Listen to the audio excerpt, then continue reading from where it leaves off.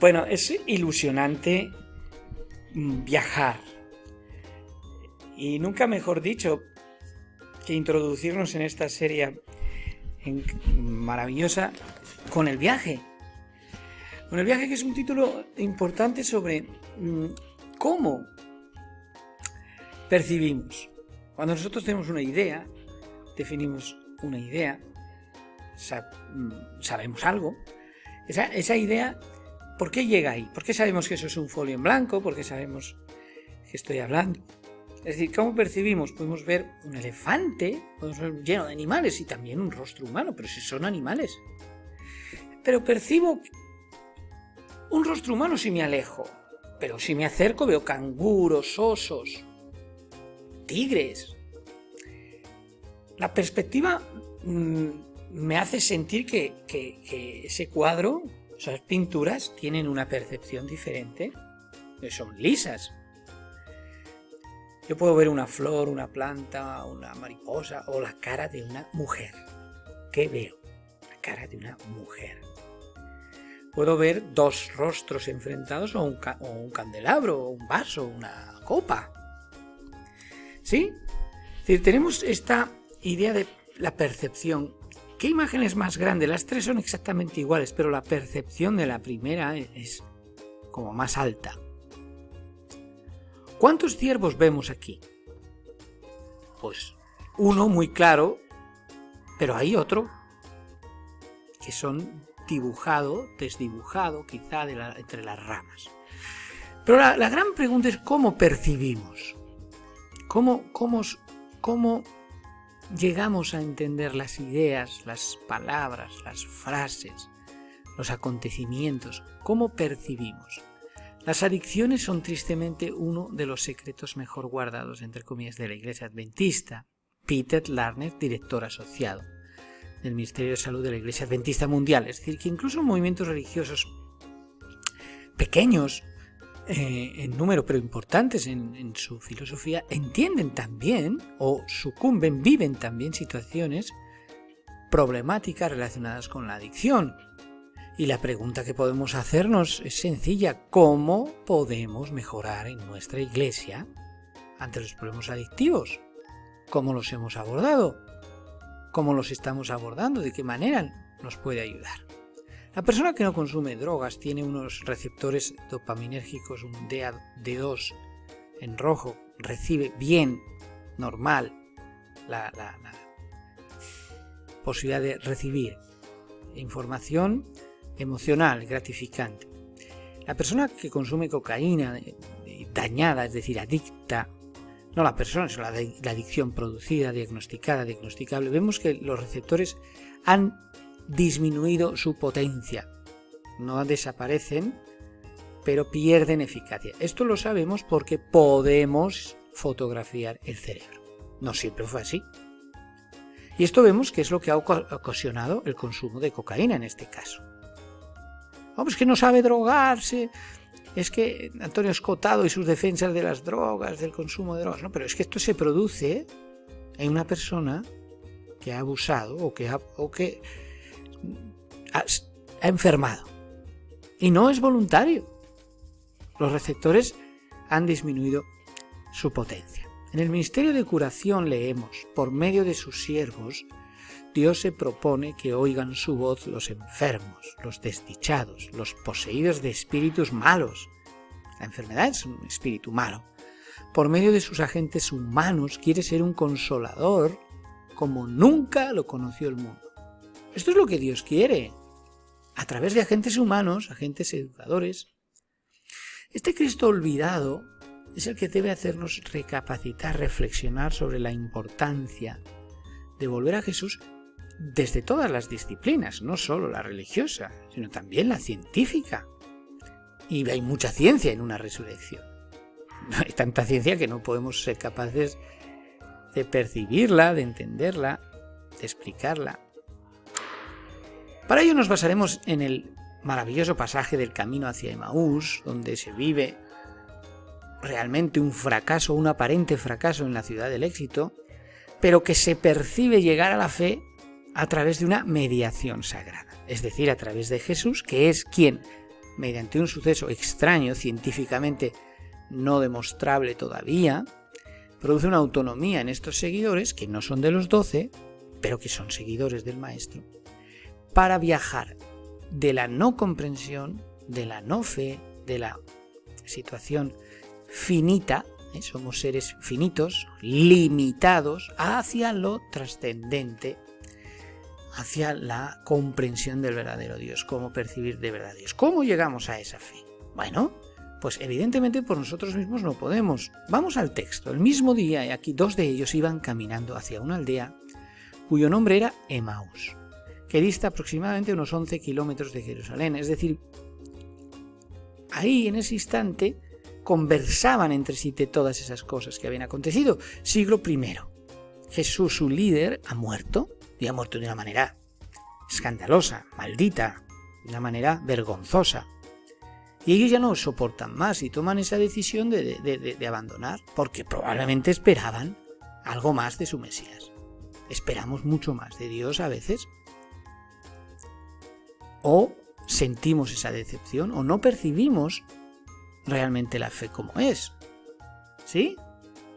Y entonces deciden viajar de Jerusalén, donde es supuestamente el éxito, donde está su Mesías. Pero después de 3 días no ha pasado nada. Aunque sí estaba ocurriendo, estaba reconciliándose al mundo. Pero bueno, ellos deciden viajar hacia Emaús, de donde proviene la no fe. Es un viaje en el que se sienten fracasados precisamente en la ciudad del éxito. Fracasados en la iglesia, podríamos decir. Se sienten tristes en la misma ciudad de Dios. No pueden más. Lo han dado todo. Pero la ciudad del éxito, la ciudad de Dios, no les lleva a comprender mejor a Jesús o a percibirlo. Pero sucedió que mientras ellos conversaban y discutían, Jesús mismo se acercó y caminaba con ellos, pero si Jesús había muerto. Entonces nos presenta el relato algo increíble.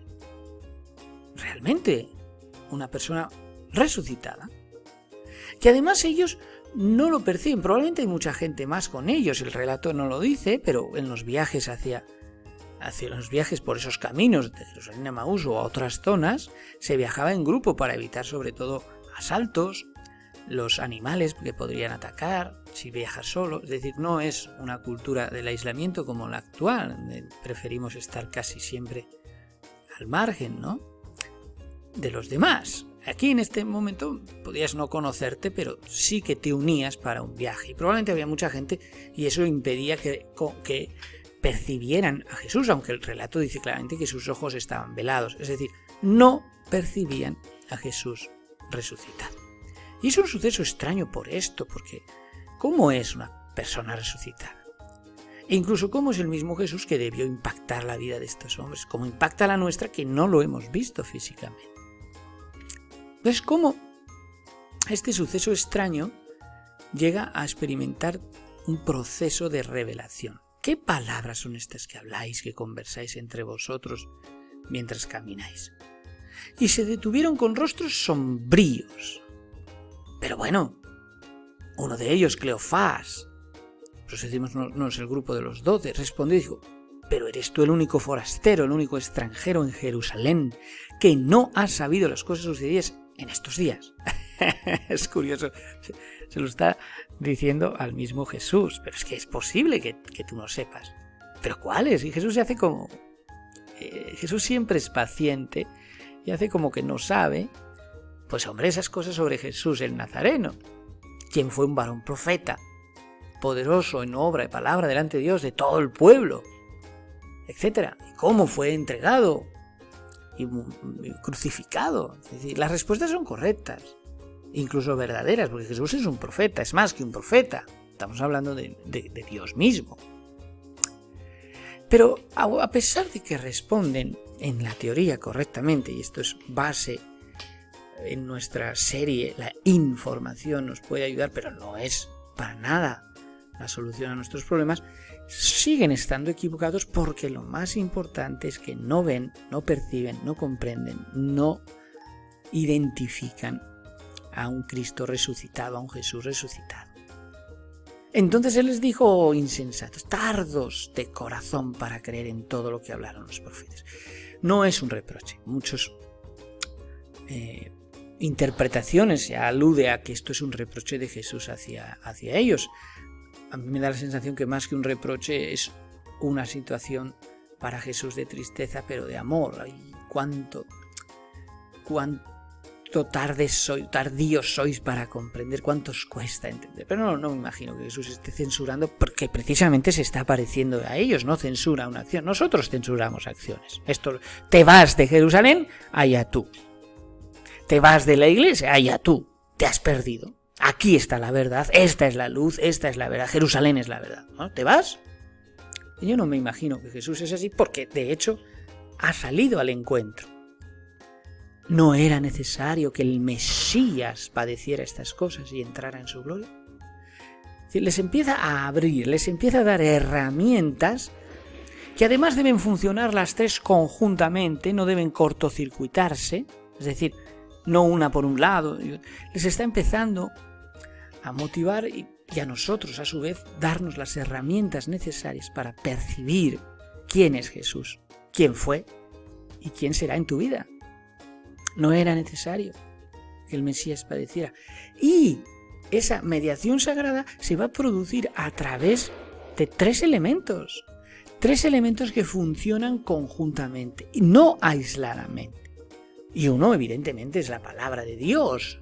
Más que la Biblia en sí como libro, es la palabra de Dios como encarnación viva, como logos, como vida en ellos.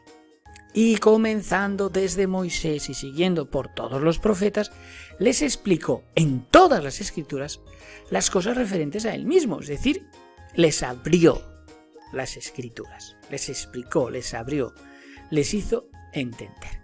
Así que Jesús, como autor, siembra la palabra de su espíritu que ejecuta en ellos, junto a los elementos que van a producirse en la mediación sagrada, lo necesario para que perciban realmente el sentido de la percepción espiritual. La Biblia es maravillosa, pero la palabra de Dios, el Espíritu, es lo que la hace capaz de abrirnos a la trascendencia, a lo infinito. Y acercándose a la aldea donde están llegando a Emaús, dio la impresión de ir más lejos. Vuelve a hacer lo mismo que cuando les pregunta qué cosas son estas que habláis. Y aquí dice, bueno, me voy, hemos llegado, os dejo. Pero ellos le constriñeron. Es decir, no, es un término, qué bonito, ¿no? Es decir, le obligaron casi, le suplicaron, quédate con nosotros. Es un forastero que no reconocen, pero que les está cambiando la vida, porque ellos ya iban desesperados. Está anocheciendo, el día ha declinado, son 11 kilómetros. Y entró pues, evidentemente, acepta la invitación Jesús, y se va a producir el segundo elemento sobre el milagro de la percepción. El segundo elemento. Hemos visto que les abre las escrituras, pero ahora hay elemento importante en la historia. Ellos, los deseos que tenían sobre un Mesías que les liberase de Roma, los deseos que tenemos, en final, son deseos, ilusiones. La mejor forma de cumplirlos es despertando. Pero son deseos, y los deseos no cambian nada. Motivan, ilusionan o decepcionan, pero no cambian nada. Lo que sí cambia todo son las decisiones. Aunque no estén de acuerdo, la decisión de dejar Jerusalén probablemente no le gustaría al obispo de Jerusalén, o al pastor de Jerusalén, o a la junta de iglesia de Jerusalén. Y no quiere decir que sea ni correcta ni no correcta. Lo importante es que encuentres a Jesús. Y esas decisiones lo va a cambiar todo. Al reclinarse con ellos a la mesa, tomó el pan y lo bendijo, y después al partir les daba. Vuelve a aparecer aquí la teología sacramental, es decir, elementos sagrados que nos ayudan a percibir a Jesús. ¿Cuál? El pan, partirlo, la bendición, sentarse a la mesa, reclinarse con ellos a la mesa, que son momentos en los que tenemos que aprender a vivir, ¿no? Los momentos de la hospitalidad, comer. Entonces les fueron abiertos los ojos y reconocieron. pero Él se les hizo invisible. Tercera acción de Jesús maravillosa. Habla con ellos sabiéndolo todo. ¿Qué cosas son estas que habláis? Hace como que se va, pero se queda, porque me invitáis. Y ahora que descubrís quién soy de verdad, desaparezco de escena, porque ya os he dado 2 elementos que os han abierto los ojos, pero que no funcionarán sin un tercero. ¿Sí? Esto es importante, ¿eh? No funcionan sin un tercero. Al partir el pan, toda esa secuencia, por eso es tan importante, yo le doy mucha importancia a los símbolos en nuestras vidas, en todo. Todo está lleno de simbolismo, de símbolos, de logotipos, de maneras de hacernos llamar la atención. En la vida espiritual, mucho más. Y Dios se ha encargado en su palabra de establecernos elementos muy claros. Partir el pan. Este es mi cuerpo, que por vosotros es partido. Y esto nos ayuda mucho más que la información, mucho más que saber cosas de Dios. Es decir, comprender quién es Dios. Y Jesús se produce en ellos una autonomía. Ha desaparecido, os he abierto las Escrituras, he tenido comunión con vosotros y desaparezco. ¿Y ahora qué vais a hacer? Ellos, obviamente, cansados y temerosos del viaje, se dijeron el uno al otro. No ardía nuestro corazón cuando nos hablaba en el camino, cuando nos abría las Escrituras. Es decir, ellos están comprendiendo todo el proceso de madurez espiritual y se ha producido un milagro porque Jesús ha actuado y ha respondido a pesar de que has abandonado Jerusalén. Ha salido a tu encuentro, allá donde te sitúes, sea la situación que sea, Jesús sale al encuentro, levantándose en aquella misma hora. No esperan, no descansan, regresan ¿dónde? A la ciudad de la fe, a la ciudad de Dios, a Jerusalén, para encontrar ¿a quién? A la comunidad entonces, a los que tenían en común la comunión de Jesús, a los 11 reunidos y a los que estaban con ellos, que decían realmente fue resucitado el Señor. Es decir, no pueden parar, han comprendido que toda esta decepción de la cruz no es el final, la cruz no es el final. Y van a contarlo, a compartirlo con los, evidentemente, con los que tienen en común esto. Tercer elemento, la comunidad. No puede funcionar la comunidad sin la comunión, es decir, sin la gracia de Jesús dándose a la humanidad y sin no estudiar las Escrituras, sino abrirse las Escrituras. Los 3 elementos tienen que funcionar para que se produzca la percepción, ¿de acuerdo? La palabra de Dios, no la Biblia. La palabra de Dios, la comunión, ese momento íntimo, más íntimo que hay entre Jesús y el hombre, entre Jesús y la humanidad. Tomad mi cuerpo, tomad mi sangre. Y la comunidad, esto no puede ser aisladamente, yo no puedo vivir mi fe aisladamente. Esto no es percibir a Cristo si yo vivo aisladamente. No, pero es que no me va bien en Jerusalén. No, pero es que aquí daba igual Jerusalén, Emaús y los 11 kilómetros. Lo importante era, y yo tengo que ver a mis hermanos, y no eran de los 12, pero sí eran de los que comprendieron a Jesús. No todos van a entender a Cristo resucitado, ni en Jerusalén, ni en Emaús. Pero sí que va a haber algunos a los que tenemos, o con los que tenemos comunión, ¿sí? ¿Estamos? ¿Vale? Así que Jesús es maravilloso, porque Jesús lo que ha producido aquí ha sido una identidad del pozo de nuestra vida, es sacarnos del pozo de nuestra vida a través de su poder, a través de su de las herramientas que nos ha dejado. Reconocerás entonces hoy a Jesús, o viajarás con Él resucitado sin saber quién es y tratando de explicarles tu victimismo, tu sufrimiento. Yo lo había dado todo y no ha pasado nada, y es que tú ni siquiera sabes de mi vida. Ese pozo de compasión. Te has caído en el pozo, sí, pero si tuvieras el mío. Ese mensaje de fracaso dentro de del mayor de los éxitos que puede existir en la ciencia, en la vida, como es la percepción espiritual, que es la que nos va a capacitar para salir adelante en muchas disciplinas de nuestra vida y, por supuesto, en la adicción. Reconocerás entonces hoy a Jesús, un Jesús resucitado, no un Jesús muerto, o seguiremos decepcionados por un camino hacia la no fe, por un camino lleno de peligros, cansados y abatidos, perdiéndome la oportunidad de una transformación de esta naturaleza. Dios os bendiga y que el Espíritu del Señor resucitado permee nuestra vida. Amén.